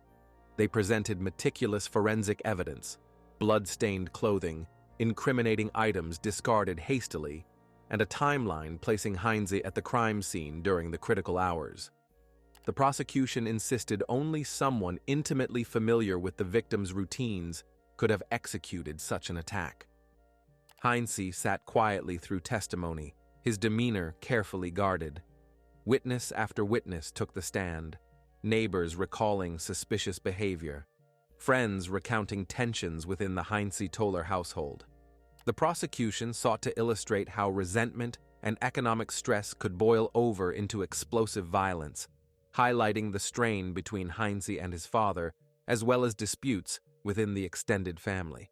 However, the defense team countered fiercely, arguing that the evidence was entirely circumstantial and lacked concrete proof linking Heinze conclusively to the murders. They emphasized Guy's frantic, emotional 911 call as evidence of genuine shock and grief rather than calculated deception. They also highlighted flaws in police procedure and argued that investigators prematurely locked onto Heinze without adequately considering alternative suspects or scenarios. A particularly emotional moment came during testimony from forensic experts who vividly described the victim's extensive injuries. The courtroom fell silent, shaken by the chilling details. Guy Jr. himself appeared visibly distressed, averting his eyes from graphic photographs displayed as evidence. His attorneys continued to insist that Heinze was incapable of such brutal violence, suggesting instead that multiple attackers must have been involved due to the sheer number of victims and intensity of the assault. They called expert witnesses who testified that the level of brutality was likely beyond the capacity of a single individual. Despite these arguments, the prosecution remained unwavering. They countered that Heinze's familiarity with the victims and layout of the trailer made him uniquely capable of carrying out the attack swiftly and mercilessly. They painted him as an individual capable of sustained rage fueled by desperation or substance abuse, leading to the massacre. As closing arguments began, tension reached its peak. Prosecutors urged jurors to see beyond Heinze's emotional pleas and recognize the weight of evidence linking him directly to the killings. Conversely, the defense implored jurors to consider reasonable doubt, emphasizing gaps in the prosecution's case and the potential for another unidentified killer. Ultimately, the jurors were left with a profound decision. Could they convict based solely on circumstantial evidence and the compelling yet disputed narrative presented by the state? The fate of Guy Heinze Jr. now rested in their hands, and with it, the hopes of an entire community seeking closure from one of Georgia's most disturbing tragedies. After hours of intense deliberation, the jury returned to the courtroom on October 25, 2013. As the four-person stood, Guy watched intently, tension visibly gripping him. We, the jury, find the defendant, Guy Heinze Jr., guilty on all 8 counts of murder, came the solemn declaration. A collective gasp echoed through the room, punctuated by quiet sobs from relatives and friends. Heinze himself slumped in his chair, seemingly crushed by the gravity of the verdict. In sentencing, the state sought the death penalty, arguing that the horrific brutality of the crime merited the ultimate punishment. However, due to complexities in jury deliberations and state laws, Heinze narrowly escaped execution. Instead, the court sentenced him to life imprisonment without the possibility of parole, ensuring he would never again walk free. Outside the courthouse, emotions ran high. The community remained deeply divided. Many felt justice had finally been served, a brutal killer permanently removed from their midst. Others expressed lingering doubts, haunted by unanswered questions about the crime's brutality and whether one individual alone could have carried it out. In the aftermath, surviving family members grappled painfully with their new reality. The tragedy left wounds that would never fully heal, permanently fracturing families and friendships once tightly bonded. Surviving relatives struggled with the painful knowledge that someone they loved had committed such unspeakable acts. In Brunswick, life slowly moved forward, but the massacre left an indelible scar. The murders reshaped how residents viewed their community, stripping away a sense of innocence and safety.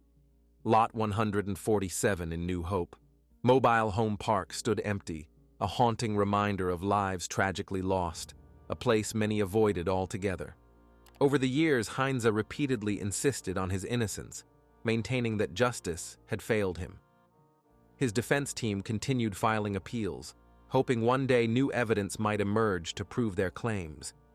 Yet each attempt was denied, the courts affirming the initial verdict repeatedly. For Brunswick, closure remained elusive. Even as the town regained some sense of normalcy, the Heinze family massacre lingered in collective memory, a cautionary tale of hidden tensions and unimaginable violence. Community leaders frequently cited the tragedy as a stark reminder to intervene early when conflicts arose, to provide help before emotions exploded into irreversible harm. Ultimately, the legacy of the Heinze family murders persisted as a sobering lesson on the devastating potential of unchecked anger and hidden grievances. The town could never fully shake the shadow of that terrible day, a grim chapter etched permanently into Brunswick's history, a chilling reminder that violence could erupt anywhere, even within the closest and most trusted circles. That's the end of the story. Subscribe to the channel so you don't miss any new videos. If you wish, you can also become a paid subscriber to support the channel. Stay safe and see you next time. In a quiet North Carolina suburb, a 911 call shattered the calm with a chilling claim, a couple's final act of despair. But what police found inside the Morrisville home raised far more questions than answers. A brilliant engineer from Kolkata, celebrated for her intellect and warmth, lay dead under suspicious circumstances. What began as a reported suicide would unravel into a case that spanned continents, shattered a family, and exposed a dark truth hidden in plain sight. Stay with us. This is the story of Nabaruna Karmakar.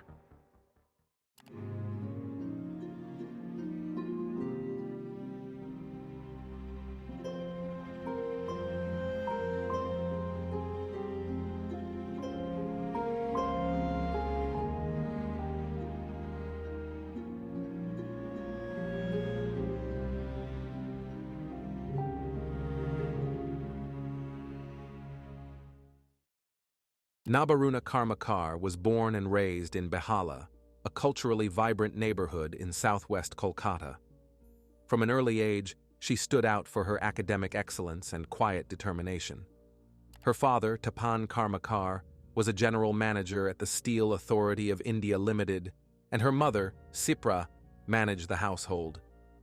Growing up in a joint family, Nabaruna was instilled with discipline, humility, and a deep respect for learning, values that shaped her path. She attended Vidya Bharti School, where teachers remembered her as a standout student. Her interest in science and mathematics, coupled with a methodical approach to problem-solving, made her a top performer throughout her school years. Encouraged by her family and inspired by her father's engineering background, she chose to pursue industrial engineering at Manipal University, one of India's leading private institutions. While excelling academically, she maintained a strong connection to her roots. During holidays, she returned home to participate in Durga Puja celebrations, enjoy home-cooked meals, and spend time with extended family. Friends and relatives often described her as calm, generous, and intellectually curious. She had a love for Rabindra Sangeet, Indian classical music, and traditional Bengali cuisine, elements that continued to ground her identity even as she planned for a future abroad. Her admission into a PhD program at North Carolina State University marked a significant step. Though it meant leaving home, she embraced the opportunity with confidence and gratitude. Her parents, though nervous, fully supported her ambitions. They maintained close contact through video calls, sharing updates and offering emotional support from thousands of miles away. Even after moving to the U.S., Nabaruna's ties to Bahala remained strong. She visited when possible, stayed in touch with old friends, and remained deeply involved in family matters. Those who knew her described her as someone who, despite achieving academic and professional success, never lost sight of where she came from.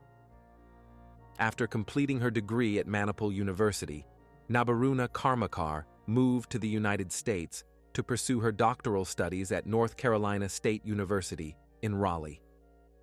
Enrolling in the PhD program in industrial engineering, she quickly distinguished herself among peers for her rigorous analytical thinking and structured approach to research. Her academic work focused on systems optimization, contributing to projects that had practical applications in manufacturing and analytics. Adjusting to life in a new country wasn't easy, but Nabaruna adapted quickly. She balanced research and teaching assistant responsibilities with precision, earning the respect of both faculty and students. Outside of her studies, she remained close to a small but tight-knit group of fellow Indian students. With them, she celebrated cultural festivals and kept Bengali traditions alive through food, music, and shared stories from home.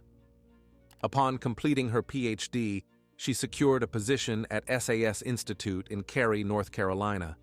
The transition from academia to industry was smooth. At SAS, a company known globally for its data analytics software, she took on complex analytical roles. Her colleagues described her as precise, focused, and dependable. She was valued not only for her skills, but also for her collaborative nature. Professionally, she thrived. Personally, she built a life marked by quiet routine. She maintained regular contact with her parents and found time for cultural events when possible.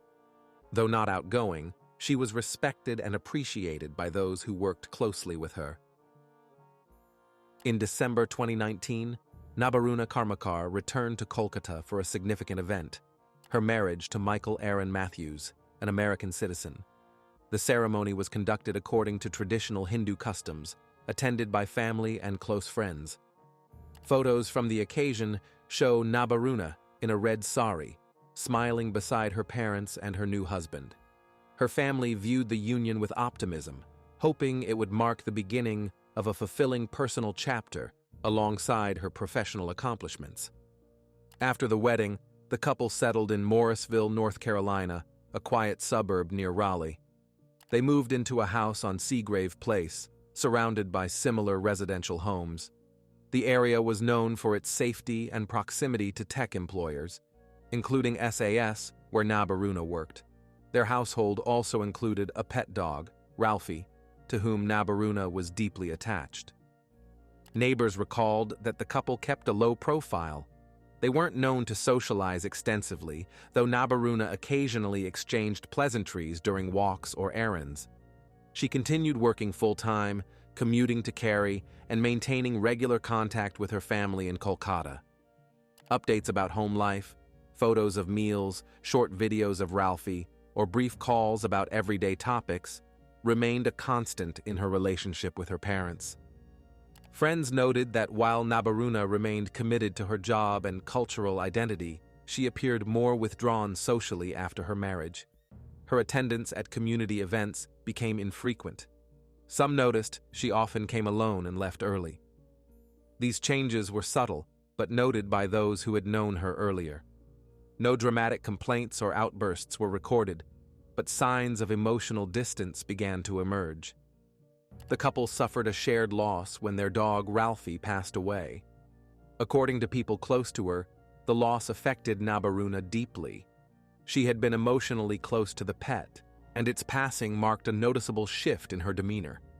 Friends later recalled this period as one in which she became quieter, more introspective, though still dedicated to work and family.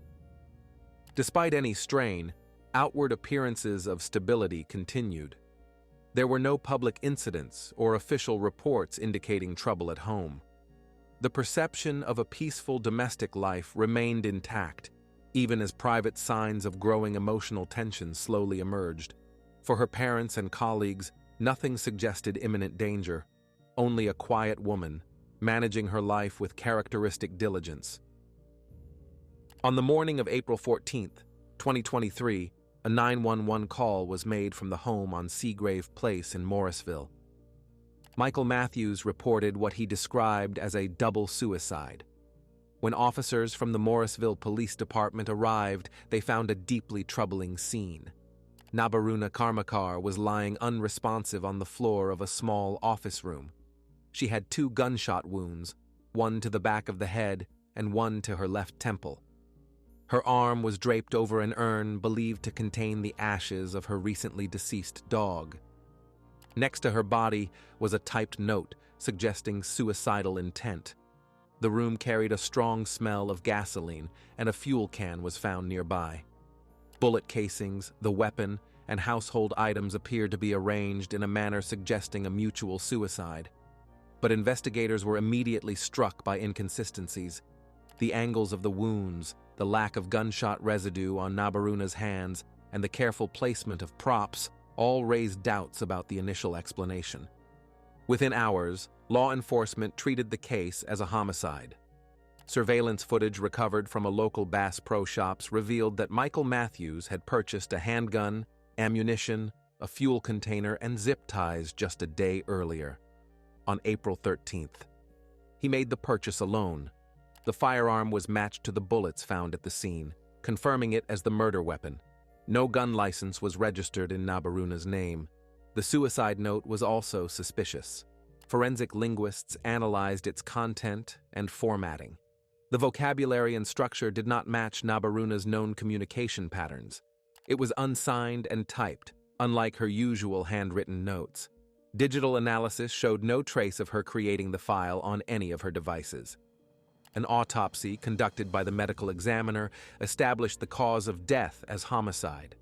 The bullet to the back of the head could not have been self-inflicted. Toxicology reports indicated no sedatives or drugs in her system, which disproved any theory that she had been drugged or complicit in her own death. Police noted that Matthews had waited several hours after her death before calling emergency services. The delay provided him time to arrange the scene. In the garage, investigators discovered a tarp and additional zip ties, further suggesting premeditation. The gasoline found inside the house had not been used, its presence likely intended to mislead responders into thinking a larger plan had failed.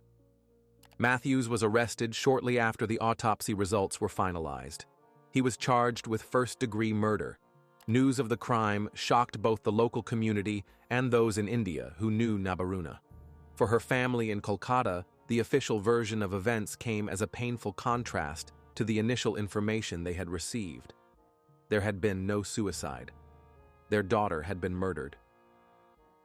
The case against Michael Matthews was built on a foundation of forensic science, digital footprints, and timeline reconstruction. From the moment authorities shifted the classification of the April 14th event from suicide to homicide, prosecutors and investigators began assembling a comprehensive profile of premeditated intent. One of the most critical pieces of evidence was the surveillance footage from the Bass Pro Shop store. Dated April 13th, one day before Nabaruna's death, the video showed Matthews purchasing a firearm, a box of ammunition, a red gas can, and a bundle of zip ties. He paid in cash. This timeline aligned precisely with the planning window investigators believed he used to stage the crime. The autopsy provided crucial findings. It established that the shot to the back of Nabaruna's head had likely been the first and fatal wound. Experts testified that the entry angle and lack of close-range gunpowder residue ruled out self-infliction. The second shot to her temple, while damaging, was inconsistent with a self-inflicted trajectory. Both wounds reinforced the theory that she had been killed at close range by another person.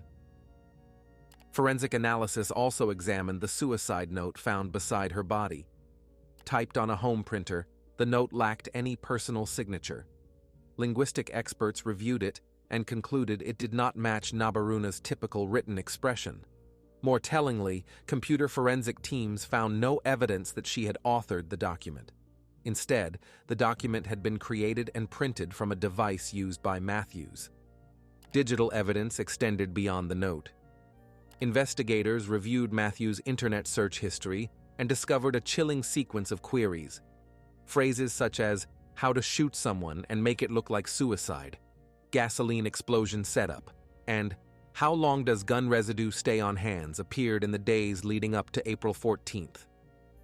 These searches strongly suggested that Matthews had not only planned the killing, but had researched how to disguise it.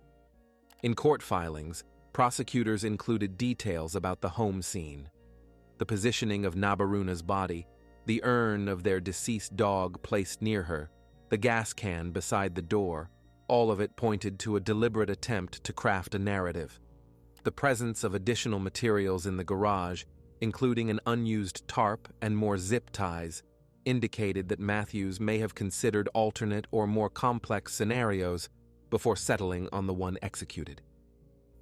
Text messages and emails recovered from Nabaruna's phone painted a different reality from Matthews's claim of a joint suicide pact. Her last communications included notes about an upcoming work presentation and a planned video call with her parents. There was no mention of distress or suicidal thoughts. These details formed a powerful rebuttal to the initial narrative put forward by Matthews during his first contact with police.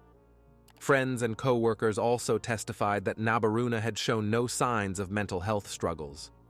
One colleague noted that she had spoken days earlier about submitting a new proposal at SAS. Another described her as quietly stressed, but not depressed or withdrawn to the point of suggesting self-harm. These character references further solidified the portrait of a victim with active plans and no suicidal tendencies. The prosecution emphasized that the entire sequence, from the shopping trip to the 911 call, followed a calculated timeline. By waiting hours after the shooting to contact emergency services, Matthews had time to arrange the scene and attempt to construct an alibi. But the inconsistencies in his statements and the overwhelming physical and digital evidence dismantled his narrative. In sum, the state built a compelling case, a homicide disguised as a suicide, driven by premeditation and enabled by easy access to weapons and tools. Matthews' intent was clear, and his efforts to conceal the crime only added to the severity of the charges. The court was presented with a meticulous record of planning, execution, and attempted deception, leaving little room for doubt. When news of Nabaruna Karmakar's death reached her parents, Tapan and Sipra, in Kolkata, they were devastated. The initial report suggesting a suicide was not only shocking, but completely at odds with everything they knew about their daughter. Nabaruna had always been emotionally stable, deeply committed to her work, and in regular contact with her family. The claim of a double suicide, especially involving a firearm, made no sense to them. They refused to accept it. Grief quickly turned into resolve. Tapan and Sipra traveled to the United States to be present for the investigation and subsequent legal proceedings. Though overwhelmed by cultural and legal differences, They were determined to understand what had happened and to ensure that their daughter's story was not distorted. For months, they stayed with friends and supporters, attending hearings, meeting with prosecutors, and tracking every development in the case. Their presence in courtrooms sent a message. Despite the pain, they remained composed and focused. With help from members of the Indian American community, a GoFundMe campaign was launched to support their travel and legal expenses. The outpouring of donations and messages from around the world reflected how deeply Nabaruna's story had touched others. In the months that followed, the Karmakars became quiet advocates, not only for their daughter's memory, but also for awareness around domestic abuse and gun access. They spoke to local media and community organizations about their experience. Though they never launched a public campaign of their own, their example served as a powerful reminder of the emotional strength required to face tragedy with dignity. Tapan and Sipra made it clear in their statements that justice for Nabaruna was not about revenge. It was about truth. Their efforts ensured that the false narrative of a suicide was replaced with the facts of a carefully staged murder. For them, clearing their daughter's name was as important as seeing her killer punished. As the investigation continued, testimonies from Nabaruna Karmakar's friends, colleagues, and community members began to shed light on the final months of her life. These personal accounts, while subtle in isolation, collectively pointed toward a pattern of emotional isolation and potential abuse. One of the most significant statements came from Dr. Kim Nagelpelli, a close friend and colleague at SAS. She recalled that Nabaruna had confided in her about increasing verbal tension at home. Though she never explicitly mentioned physical abuse, Nabaruna had expressed feelings of emotional fatigue and uncertainty about her marriage. According to Dr. Nagelpelli, she had begun researching legal options and had once mentioned the possibility of separation. Other co-workers described a gradual change in Nabaruna's demeanor. Once sociable and engaged, she had grown more reserved in meetings and stopped attending social functions. Her emails remained professional, but her personal interactions became noticeably limited. A team lead mentioned she had turned down an opportunity for a leadership role, citing personal distractions. Members of the Indian community in North Carolina noticed similar changes. While Nabaruna had previously attended Bengali cultural programs and community pujas, she had not been seen at any such event in the months before her death. When asked about her absence, she would say she was busy with work.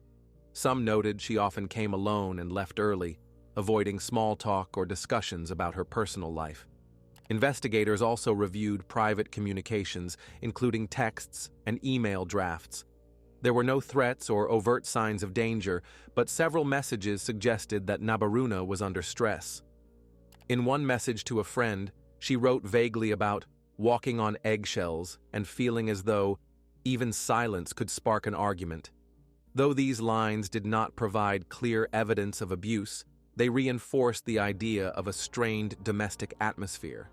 Her family in Kolkata, while unaware of specific issues, sensed that something had changed. In recent months, Nabaruna had grown more hesitant during phone calls. Conversations became shorter, and she deflected questions about her home life. Her father, Tapan, later said he had asked her gently if she was happy, but she had avoided answering directly. The absence of any formal complaints or police reports made it difficult to classify these signs as abuse in legal terms. However, the emotional context provided by these testimonies was vital. They illustrated a woman who was deeply private, possibly trapped in an unhappy marriage, and unlikely to seek help until she felt completely safe. For prosecutors, these details helped counter the early defense narrative of a mutual decision. Nabaruna was not someone who showed suicidal tendencies. She was someone who was trying, quietly, to find a way forward.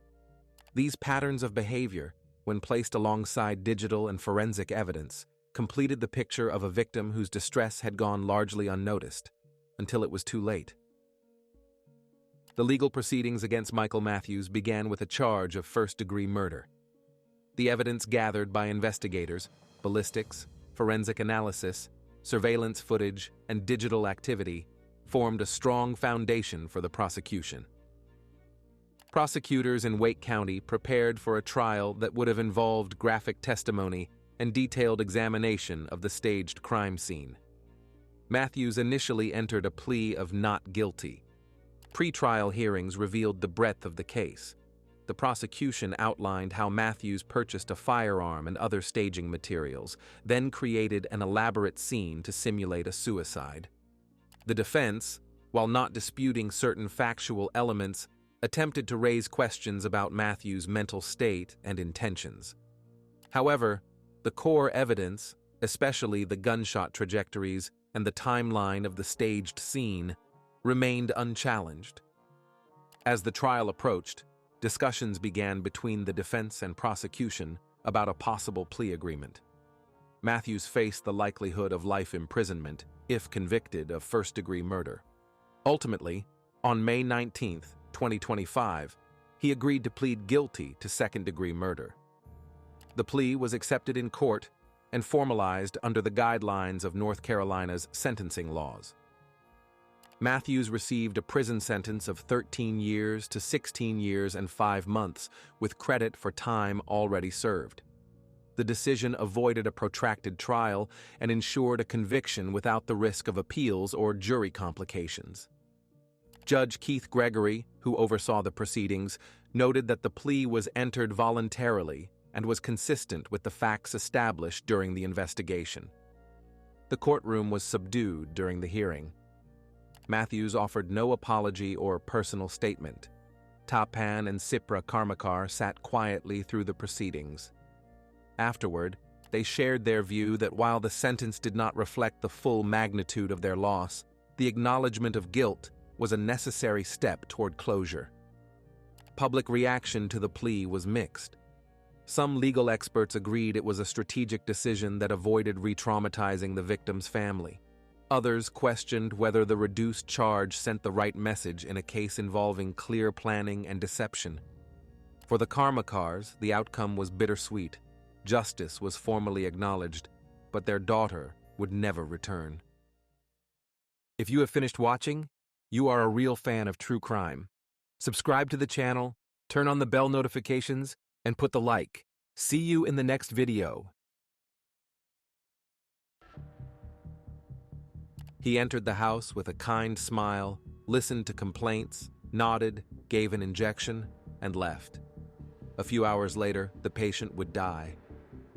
No one suspected that this quiet, neat doctor in glasses was waging a personal war against life itself. Harold Shipman seemed the embodiment of trust, a symbol of care, a pillar for the elderly in a British suburb.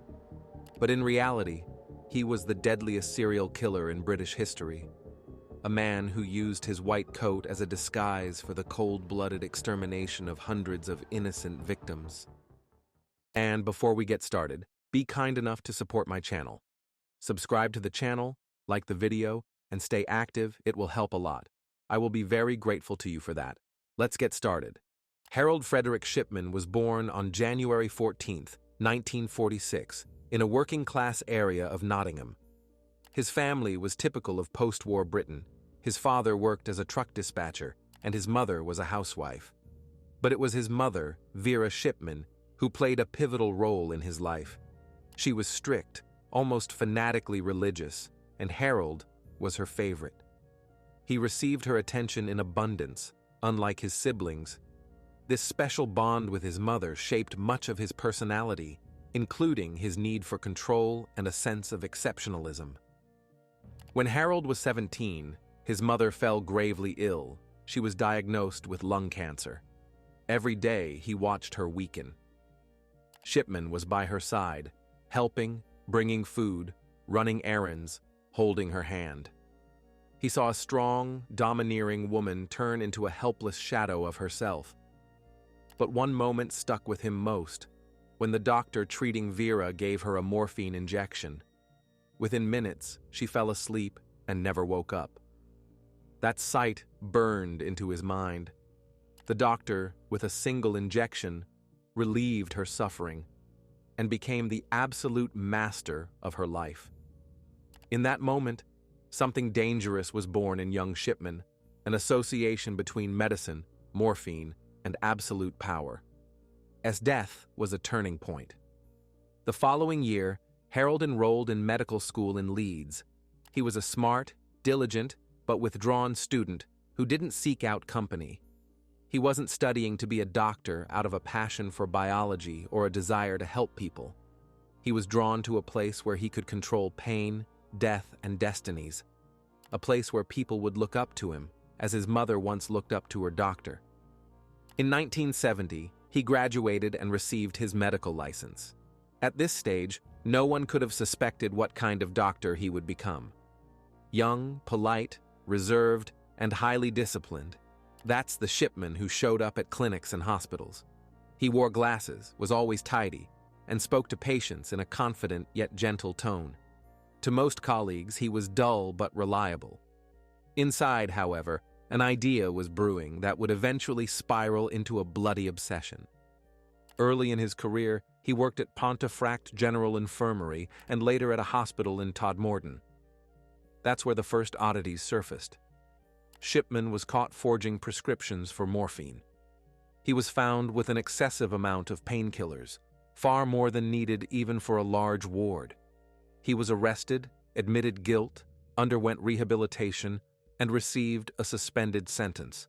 From then on, he carried the stigma of a doctor with a troubled past. Yet his medical license remained intact. The system gave him a second chance, and it was this chance he used to begin a silent slaughter. After his suspended sentence for forging prescriptions, Shipman seemed determined to start anew. In 1977, he moved to the small English town of Hyde, Greater Manchester, where he joined the Donnybrook House medical practice. There, he began his transformation into the ideal family doctor, the one entrusted with everything: health, pain, death. Patients adored Dr. Shipman. He was polite, courteous, and never kept them waiting in lines. Elderly women were especially drawn to him. He knew how to listen, didn't rush, and never pushed unnecessary treatments. They spoke of him with gratitude. Dr. Shipman understands us. He's not one of those who just prescribe pills and move on. He often visited patients at home, especially those who couldn't make it to the clinic. These visits became his signature. He'd come, give an injection, and leave. Soon after, death would follow. To the police and death registrars, he appeared to be the perfect doctor. He personally filled out death certificates, listing causes from old age to heart failure, and sent bodies to the crematorium, almost always without an autopsy. He was so respected that no one questioned his records. If the doctor said a death was natural, it was. No one noticed that the mortality rate among his patients was exponentially higher than that of his colleagues in the area, and if they did, they chalked it up to coincidence or the specifics of his patient base. He was punctual, meticulous, and absurdly pedantic. He lived with his wife, Primrose, and their 4 children, adhering to a daily routine as strict as a military regimen. Mornings at the clinic, afternoons on house calls, evenings at home. And every evening, he logged new cases of death in his medical records. No hysteria. Everything was precise and dry, like a bookkeeping report. His method of killing was simple. He'd visit elderly patients, usually but not always those living alone, and administer an injection, intravenously, quickly, quietly. In most cases, it was morphine or a similar potent opioid, given in a lethal dose. The patient would lose consciousness and die within 5-15 minutes. Shipman would calmly wrap up the visit, leave the house, and complete the paperwork. Time of death, symptoms, no witnesses, everything was under his control. There was no rage or chaos in his actions. It felt like a ritual. He didn't just kill, he orchestrated. He decided who lived and who died. Perhaps this was his twisted way of compensating for his mother's death. Perhaps he saw himself as a deliverer from suffering. But later, psychologists would say he derived a sense of godlike power from it. He was judge, executioner, and God. Over time, he grew so confident that he stopped hiding the anomalies. Sometimes deaths occurred one after another, same day, same doctor, same natural cause, and all without a hint of suspicion. From the late 1980s, the mortality rate among Harold Shipman's elderly patients began to rise. But it happened so subtly that no one noticed the alarming trend. The victims were mostly women over 70, widows, living alone, but not always frail. On the contrary, most were still lively and led active lives. They just died, suddenly, without suffering, without signs of struggle. And Dr. Shipman calmly and confidently filled out their death certificates. He was never in a hurry. Sometimes he'd come to a patient's home, give an injection, wait a bit, watching their breathing slow, and only then, looking into their lifeless eyes, stand up, remove his gloves, adjust his tie, and leave. It all happened within the framework of his medical visit. Relatives learned of the death afterward, and when they received the medical report stating the cause, natural, there was neither reason nor legal grounds to demand an investigation. But even in a perfectly constructed system, there were glitches. One occurred in 1993.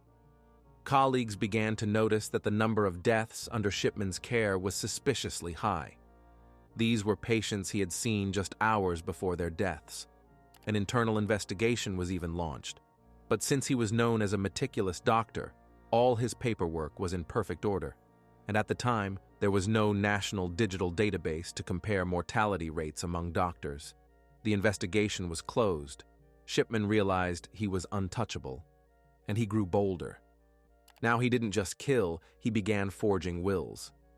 In several cases, as the investigation would later establish, he either persuaded elderly women to change their wills or forged them himself.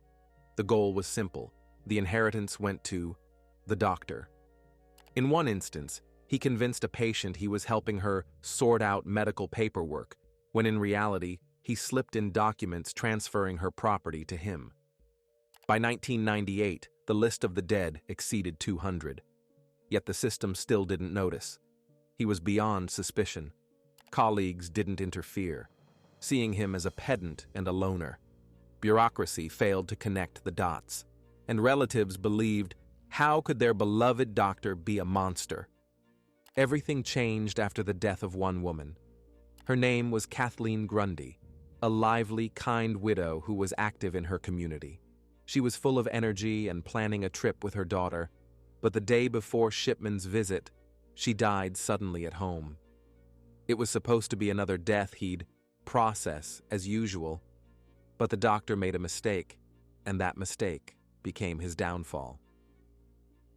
On June 24, 1998, 81-year-old Kathleen Grundy died suddenly at home after a visit from her doctor, Harold Shipman. She had been in good spirits, just back from the store, planning a trip with her daughter and preparing to celebrate her wedding anniversary. But hours after the doctor visited her home, she stopped answering calls. Neighbors found her body in an armchair, a book in her hands. It looked like she had simply fallen asleep, forever. Harold Shipman, as usual, didn't hesitate. He promptly filled out the death certificate. Cause: old age heart condition. No autopsy was needed. The family trusted the doctor, and the system trusted his authority. Everything was perfect, except for one detail. Kathleen had a daughter, Angela Woodruff, and she didn't believe in coincidences. Angela was a lawyer. She knew exactly what a legally drafted will looked like, and when she received a copy of her mother's last will, she was stunned. The document claimed Kathleen Grundy left her entire estate, over £300,000, not to her daughter or grandchildren, but to Dr. Harold Shipman. The will had no date or witness signatures, and Kathleen's signature looked foreign, as if copied. Angela refused to let it go. She first asked the notary if he had ever handled Grundy's affairs. He replied that he had never drafted such a will. Moreover, he had an authentic copy of Kathleen's will, drawn up years earlier, dividing her estate among her family. This document, directly contradicted the new one. Angela went to the police, and that's when Harold Shipman's mistakes began to unravel. He was certain no one would dare challenge him, that no detective would dig deeper, that he was still untouchable. But the inspectors launched an investigation. The first thing that stood out was that Kathleen's death certificate was filled out incorrectly. Then came discrepancies in her medical records. The doctor claimed she had heart problems, but her family said there were no symptoms. Furthermore, the pharmacy where Shipman supposedly ordered her medications confirmed no prescriptions in her name. The police ordered an exhumation. That's when everything began to collapse. Experts found high levels of diamorphine, medical morphine, typically used in hospices for severe pain, in Kathleen's tissues. But Grundy had no condition requiring such drugs. The morphine was at a dose lethal for someone of her age and build. The investigation accelerated. The police began exhuming other patients' bodies, reviewing death certificates, and interviewing relatives. The picture grew darker. Dozens of elderly women had died in their sleep after Harold's visits. In most cases, he was the only one who saw them alive and the only one who documented their deaths. The handwriting on Kathleen Grundy's will was deemed forged by experts. Comparing her signatures on older documents with the one on the new will, they concluded she didn't write it. Her computer showed no trace of such changes. Everything pointed to Dr. Shipman forging the document, to steal a dead woman's money. One dead woman, her skeptical daughter, and one forged will were enough to expose the darkest, deadliest chapter in British medical history. After the exhumation of Kathleen Grundy's body and the shocking toxicology results, Manchester police realized this wasn't an isolated case. Investigators began reviewing all death certificates Shipman had issued over the years.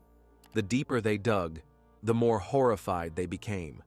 A web of death was unfolding, with one man at its center, and that man was the respected Dr. Harold Shipman.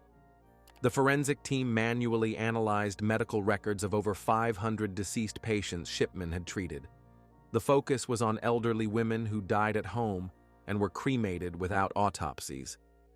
Particular attention was given to cases where Dr. Shipman was the last to see the patient alive, authored the death certificate, and discouraged relatives from requesting autopsies. These made up the majority. To confirm or dispel suspicions, the police exhumed several bodies. Each time, tests revealed diamorphine, a potent narcotic, pure morphine, in doses far exceeding safe limits. It was Shipman's weapon of choice, a drug that disguised death as natural. He could inject it during a visit and then record the death as a heart attack, respiratory failure, or simply natural decline. Investigators were stunned by the scale. Nearly every second case seemed suspicious. On some streets where Shipman practiced, more patients died in a few years than in the rest of the city combined. Moreover, he had a pattern. All the women were over 70, died under similar circumstances, during or soon after his visit. None had reported a sudden health decline before the doctor arrived. Shipman deliberately targeted patients living alone. He left no witnesses. He even knew which families preferred cremation over burial, knowing cremated bodies couldn't be exhumed. In those cases, he acted with utmost confidence. In his twisted logic, he calculated everything. One detective later said, "He didn't just kill. He orchestrated death like a chess game where the victim didn't know they'd already lost." Another chilling fact emerged. Harold Shipman continued killing right up to the day before his arrest. While the investigation was ongoing, he still visited patients, examined them, smiled, gave injections, and documented deaths. Even after Grundy's body was exhumed, he didn't stop. This behavior pointed to a deep pathology. He felt power. He believed himself untouchable. As the case progressed, the police had to involve over a dozen forensic experts, toxicologists, criminologists, and even psychologists to assess his motives. But no logic emerged. Shipman gained no benefit from most killings. Only in rare cases did he forge wills. Most victims left him nothing. The murders were for the act itself. Psychologists suggested Shipman experienced something between addiction and megalomania. He played God. He decided who was ready to go, turning death into routine. Murder wasn't an emotion. It was a mechanism, like an injection, a signature, a log entry. When the victim count surpassed 215, the British press exploded. People were in shock. A respected family doctor, father of 4, serving the community for decades, was a cold-blooded serial killer. Not just a killer, but the deadliest in British history, possibly in human history. The trial of Harold Shipman began on October 5, 1999, at Preston Crown Court, one of the most secure buildings in England. The case drew massive attention. Journalists from around the world covered every day of the hearings. Relatives of the victims filled the courtroom, while on the defendant's bench sat an elderly, outwardly calm man with gray hair and a cold gaze. He looked the same as he did dozens of times in his patients' homes, composed, reserved, confident. But now he faced not an elderly person in an armchair, but an entire nation. The prosecution charged him with 15 counts of murder, cases where the evidence was ironclad: exhumations, toxicology reports, forged wills, discrepancies in medical records. But everyone knew this was just the tip of the iceberg. Investigators were certain the total number of victims exceeded 200, but proving each murder with absolute certainty was impossible. Too many bodies had been cremated, too little evidence remained. In court, prosecutors read out the names of the deceased, women who died in their sleep, sitting on a couch, in the kitchen, in a rocking chair. Relatives couldn't hold back tears. Shipman sat stone-faced the entire time. No remorse, no emotion. When asked to comment, he simply said, "They all died of natural causes. I had nothing to do with it." A key moment was the case of Kathleen Grundy, the spark that ignited the investigation.